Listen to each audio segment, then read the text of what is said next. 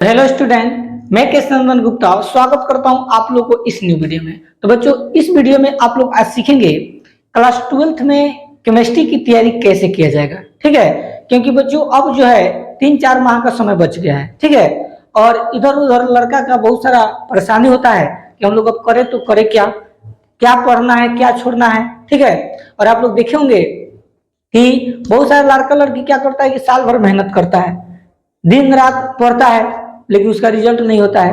कोई कोई क्या करता है कि 3-4 महीने कस के मेहनत कर देता है, अच्छा से पढ़ देता है, उसका रिजल्ट हो जाता है। इसका बच्चों कारण क्या है, इस चीज के बारे में आप लोग इस वीडियो में बताएंगे। देखिए, मेन बात क्या है, जो मेन टॉपिक होता है ना बच्चों, उस पर आप लोग विशेष ध्यान दीजिए। ठीक है, क्योंकि अगर पूरे किताबों को पढ़ेंगे, पूरे हर एक क्वेश्चन को याद करेंगे तो हो सकता है कोई आए कोई नहीं आए। ठीक है, लेकिन मेन जो पॉइंट होता है बच्चों, उसको अगर आप याद करेंगे तो एग्जाम में आने का 100% बच्चों चांस होता है। ठीक है, तो आज आप लोगों को हम जो भी वीवीआई टॉपिक होगा उसको हम लोग बताएंगे। ठीक, और आप जो है उस जितना भी हम टॉपिक बताएंगे उस टॉपिक को आप लोग एक कॉपी में नोट कर लीजिएगा और सभी टॉपिक को आप लोग क्या कीजिएगा, रट जाइएगा। ठीक है बच्चों, क्योंकि एग्जाम में आने का संभावना है बच्चों। ठीक, तो बिना देरी के वीडियो को शुरू करते हैं। अगर आप चैनल पर बच्चों नए होंगे तो प्लीज चैनल को सब्सक्राइब जरूर कर दीजिएगा। ठीक है, देखिए तो यहाँ पर बच्चों लिखा हुआ है क्लास 12 केमिस्ट्री। ठीक है, क्लास 12 केमिस्ट्री, यानी क्लास 12 के बच्चों के लिए जो भी लड़का लड़की को बच्चों केमिस्ट्री में डाउट है कि हम लोग करें तो करें क्या, क्या पढ़े क्या छोड़े, जो हम बताएंगे बच्चों यही चीज आप लोगों को करना है आज। ठीक है, जो भी किया अपने मर्जी से कर लिए, लेकिन प्लीज इस अगर वीडियो को अगर देख रहे हैं और जो हम बता रहे हैं बच्चों, अगर मेरे बातों को मान लिए तो आपका रिजल्ट कोई नहीं रोक सकता है बच्चों। ठीक है, तो देखिए क्लास 12th में केमिस्ट्री में बच्चों क्या करेंगे, सबसे पहले क्या करना आपको, जितना भी महत्वपूर्ण परिभाषा है बच्चों, ठीक है, जो भी 2 नंबर में परिभाषा पूछता है बच्चों, जितना भी इंपोर्टेंट परिभाषा होता है उसको आपको देखना है। ठीक, जितना भी महत्वपूर्ण परिभाषा होगा उसको देखना है, और कौन कौन से महत्वपूर्ण परिभाषा है बच्चों वो भी आप लोग हम बताएंगे। ठीक है, किस किस परिभाषा को हम लोग को पढ़ना है। ठीक, दूसरा हम लोग को ध्यान देना है बच्चों प्रमुख नियम पर। ठीक, यानी केमिस्ट्री में जो है बहुत सारा नियम होता है, वो कौन कौन नियम होता है उस नियम को हम बताएंगे, उसी नियम को आप लोग को पढ़ लेना है। ठीक, तो इसमें हम लोग नियम पढ़ेंगे। इसके बाद बच्चों हम लोग क्या पढ़ेंगे, परीक्षण के बारे में पढ़ेंगे। ठीक, परीक्षण के बारे में आप लोग पढ़ेंगे इसमें। इसके बाद प्रयोगशाला में जो जो विधि प्रयोग होता है उसके बारे में आप लोग को एग्जाम में पूछता है प्रश्न, इसको देख लेना है। इसके बाद नाम वाली अभिक्रिया, जैसे आप लोग मैट्रिक में पढ़ेंगे ना, बहुत सारा अभिक्रिया होता है, उसी तरह आप लोग केमिस्ट्री में अभिक्रिया पढ़ना है। तो इसमें भी 10-12 को अभिक्रिया होता है बच्चों, उसको अगर रट जाएंगे आप लोग तो उसमें भी 2-3 को प्रश्न आने का चांस होता है। तो इतना चीज बच्चों आप लोगों को पढ़ना है। ठीक, अब महत्वपूर्ण परिभाषाएं में क्या क्या पढ़ना है उसको बताएंगे, प्रमुख नियम में क्या पढ़ना है इसको बताएंगे, परीक्षण के बारे में बताया जाएगा, प्रयोगशाला विधिया के बारे में बताया जाएगा, और नाम वाली अभिक्रिया के बारे में बताया जाएगा। ठीक है, तो देखिए तो बच्चों यहाँ पर लिखा हुआ है महत्वपूर्ण परिभाषाएं। महत्वपूर्ण परिभाषाएं का मतलब क्या हुआ कि आपको जो है कौन कौन ऐसा टॉपिक है जिसका हम लोग को परिभाषा को बच्चों याद कर लेना है। ठीक, तो देखिए सबसे पहले बच्चों मूलराता। ठीक, मूलराता, जो मूलराता होता है बच्चों इसकी परिभाषा आप लोगों को देख लेना है। ठीक, और इसी वजह से एक और होता है बच्चों मूललाता, एक मूलराता होता है और एक मूललाता होता है बच्चों, तो दोनों की परिभाषाओं को आप लोग को अच्छा से देख लेना है। तीसरा आप लोग बच्चों मूल प्रभाज के बारे में जान लेना है। ठीक है, मूल प्रभाज। चौथा आपको बच्चों क्वथनांक में उन्नयन। ठीक है, क्वथनांक में जो उन्नयन होता है इसके बारे में आपको जानकारी ले लेना है। ठीक, चलिए देखते हैं नेक्स्ट। इसके बाद बच्चों हिमांक में अनमन। ठीक, ये भी बहुत इंपॉर्टेंट है बच्चों, हिमांक में अनमन। ठीक है, हिमांक में अनमन के बारे में आप लोगों को जानकारी ले लेना है जिससे आप लोगों को कोई दिक्कत नहीं हो। ठीक, इसके बाद प्रतिप्रासरण, प्रासरण दाब भी पूछता है बच्चों एग्जाम में, याद रखना प्रासरण दाब। ठीक है, तो प्रासरण दाब को भी आप लोग को देख लेना है। ठीक है, ये भी बहुत इंपॉर्टेंट है। ठीक, इसके बाद मानक इलेक्ट्रोड विभव क्या होता है। ठीक, इसमें भी 2 होता है बच्चों, एक होता है मानक इलेक्ट्रोड, एक होता है मानक इलेक्ट्रोड विभव, तो दोनों की परिभाषा को आप लोग देख लीजिएगा। ठीक है, ये भी एग्जाम में पूछने का चांस है। इसके बाद विद्युत रासायनिक सेल, विद्युत रासायनिक सेल क्या होता है इसके बारे में आपको जानकारी ले लेना है। इसके बाद विद्युत रासायनिक श्रेणी। ठीक है, विद्युत रासायनिक श्रेणी क्या होता है, तो बच्चों एक बात और बताना चाहते हैं कि जितना भी हम टॉपिक बता रहे हैं ना बच्चों, इसका हम जो है कल से इस जितना टॉपिक बता रहे हैं, हिमांक में अवनमन, प्रति प्रासरण, मानक इलेक्ट्रोड विभव, विद्युत रासायनिक सेल, विद्युत रासायनिक श्रेणी, इसका हम बच्चों आप लोगों के बीच में एक एक अलग अलग टॉपिक का एक वीडियो लाएंगे बच्चों, ठीक है, जिससे आप लोगों को इधर उधर भटकने की जरूरत नहीं पड़ेगा। मेरे ही चैनल पर आप लोगों को देखने को मिल जाएगा। कल से इसका कंटिन्यू वीडियो छोड़ेंगे। फिजिक्स का बता दी, उसी तरह फिजिक्स और केमिस्ट्री दो चीज का बच्चों हम 12th के बच्चों को तैयारी कराएंगे, फिजिक्स और केमिस्ट्री, ठीक है। तो आप लोगों को फिजिक्स और केमिस्ट्री की तैयारी जो है इसी चैनल पर हो जाएगा, आप लोगों को इधर उधर भटकने की जरूरत नहीं पड़ेगा, ठीक है। तो यह जो मेन पॉइंट बताया बच्चों, हिमांक में अवनमन, प्रति प्रासरण, मानक इलेक्ट्रोड विभव, विद्युत रासायनिक सेल और विद्युत रासायनिक श्रेणी, इस टॉपिक को हम लोग को पढ़ लेना है, क्योंकि एग्जाम में बच्चों 100% चांस है कि टॉपिक एग्जाम में पूछेगा बच्चों, ठीक है, याद रखिएगा, क्योंकि बहुत मेन पॉइंट है यह, ठीक। चलिए देखते हैं नेक्स्ट। इसके बाद बच्चों हम लोग को ईंधन सेल के बारे में जान लेना है, ठीक है, संचारण के बारे में जान लेना है। इसके बाद अभिक्रिया की दर या वेग, ठीक है, अभिक्रिया की दर भी पूछता है और अभिक्रिया का वेग भी पूछता है। एक दोनों चीज होता है, दर और वेग एक होता है। एग्जाम में कभी कभी दे देता है बच्चों अभिक्रिया की दर क्या है, या पूछ देगा अभिक्रिया की वेग क्या है, तो आप लोग इसे घबराना मत, ठीक। इसके बाद अभिक्रिया की कोटि के आपके बारे में जानकारी लेना है, ठीक। आंतरिक संक्रमण तत्व क्या होता है, ठीक, आंतरिक संक्रमण तत्व जिसको हम लोग डी ब्लॉक भी कहते हैं, ठीक। तो इस सबको आप लोग को अच्छा से याद कर लेना है बच्चों, ठीक है। इसके बाद अभिक्रिया की आणविकता, अभिक्रिया की आणविकता क्या होता है, इसका आप लोगों को परिभाषा, इसका जो भी सूत्र होता है इसके बारे में जानकारी ले लीजिएगा, ठीक। तो ये और बच्चों परिभाषा, आगे देखिए। इसके बाद लेंथेनाइट संकुचन क्या होता है, इसके बारे में परिभाषा आप लोगों को जान लेना है। सक्रियण ऊर्जा क्या होता है, इसके बारे में जानकारी आप लोगों को लेना है। लिगेंड क्या होता है, संक्रमण तत्व क्या होता है और उप संयोजन संख्या क्या होता है बच्चों, इस सभी का आप लोगों को परिभाषा को याद कर लेना है, ठीक है। लेंथेनाइड संकुचन, सक्रियण ऊर्जा, लिगेंड, संक्रमण तत्व, उप संयोजन संख्या, ठीक है बच्चों। ये बहुत सारा एग्जामों में बच्चों पूछ दिया है, फर्स्ट पाली में भी पूछा है, सेकंड पाली में पूछा है, ठीक है, और पूछने की संभावना भी है। 2025 के जो एग्जाम देने वाले आप लोग हैं, तो उस एग्जाम में प्रश्नों को आने की 100% गारंटी है, ठीक है। तो इस टॉपिक को हम लोग छोड़ने वाले नहीं है, ठीक है, याद रखिएगा। इसके आगे देखिए बच्चों, इसके बाद आप लोग को हेलो एल्केन तथा वर्गीकरण, यानी हेलो एल्केन के जितना भी प्रकार होता है उस प्रकारों को भी बारे में जानकारी ले लेना है, ठीक है, एग्जाम में पूछता है। इसके बाद ग्लूकोज के बारे में जानकारी आप लोग को ले लेना है। एल्कोहल तथा वर्गीकरण, यानी एल्कोहल के बारे में और एल्कोहल का जो प्रकार होता है उसके बारे में आप लोग को जानकारी लेना है।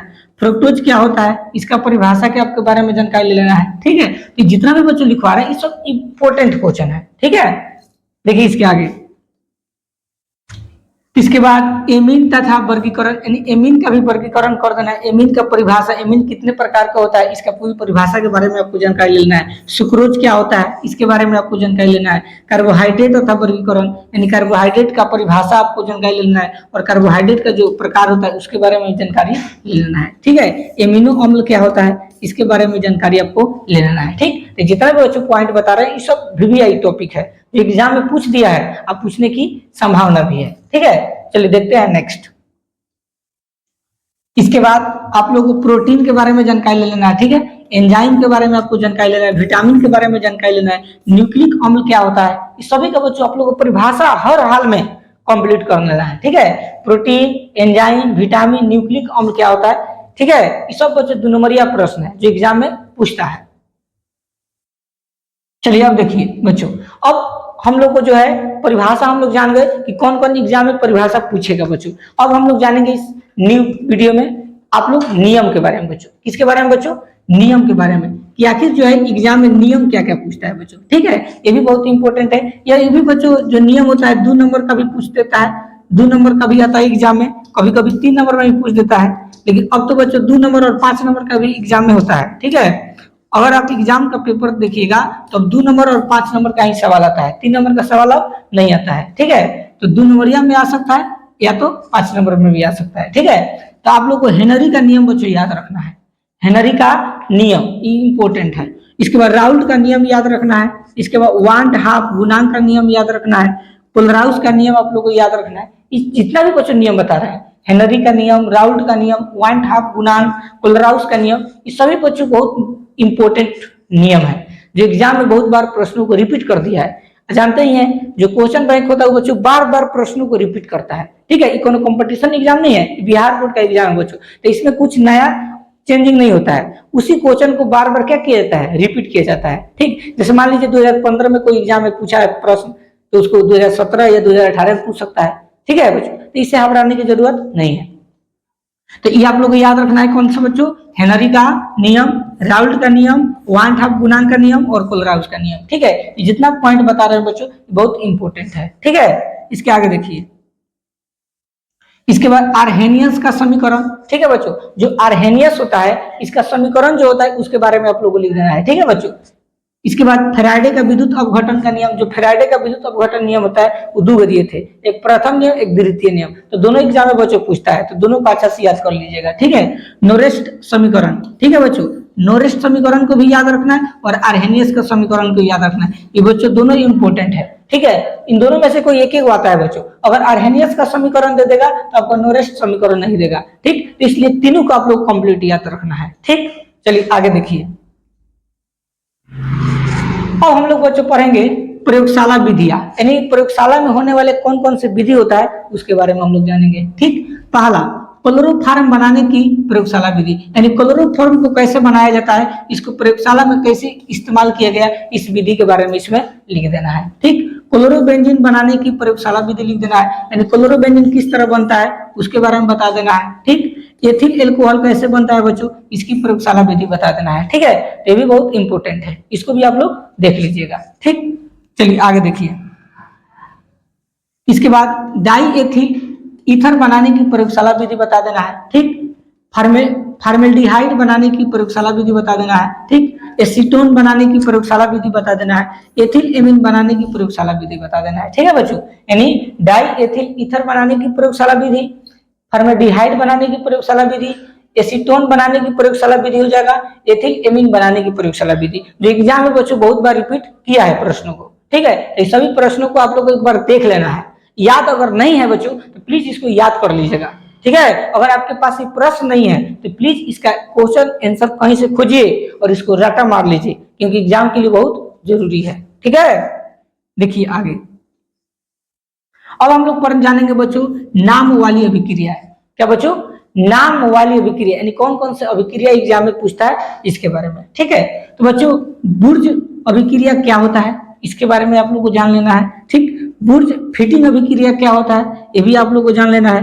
हुंस डीकर अभिक्रिया क्या होता है इसको आपको जान लेना है। ठीक है, ये सभी अभिक्रिया है बच्चों, बुर्ज अभिक्रिया, बुर्ज फिटिंग अभिक्रिया, हुंस डीकर अभिक्रिया क्या होता है इसके बारे में। ठीक, आगे देखिए, इसके बाद कर रहे हैं यहाँ पर हेलो फार्म अभिक्रिया क्या होता है, जो हेलो फार्म अभिक्रिया होता है इसके बारे में आपको जानकारी ले लेना है।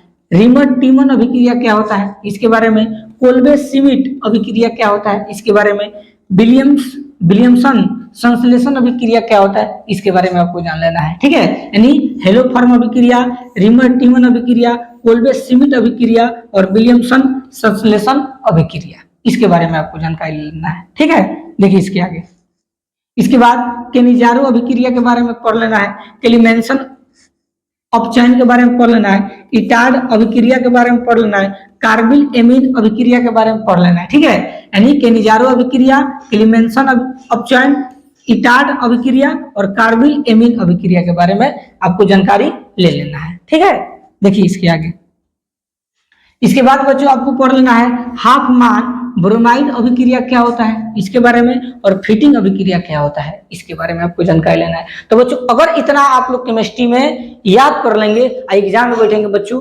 100% बच्चों चांस है लड़ने का। ठीक है, और आपका रिजल्ट कोई नहीं रोक सकता है बच्चों। तो इधर उधर भटकने की जरूरत नहीं, पूरा आप लोग किताब ग्रंथ मत पढ़िए, ग्रंथ पढ़ेंगे आपका रिजल्ट नहीं होगा। ठीक है, एगो लोग कहावत नहीं कहता है कि साल भर आप कोई लड़का लड़की खूब मेहनत करता है, खूब पढ़ता है, अब पता लगता है उसका रिजल्ट नहीं होता है, और कोई लड़का आता है कहीं से और 2-3 महीना कस के लगड़ देता है, उसका रिजल्ट हो जाता है। इसका कारण बच्चों यही है कि वह जो है स्मार्ट वर्क करता है। ठीक है, स्मार्ट वर्क, एक होता है हार्ड वर्क, एक होता है स्मार्ट वर्क बच्चों। तो हार्ड वर्क मत कीजिए, स्मार्ट वर्क कीजिए, यानी हमको जितना जरूरत है उतना ही पढ़ना है।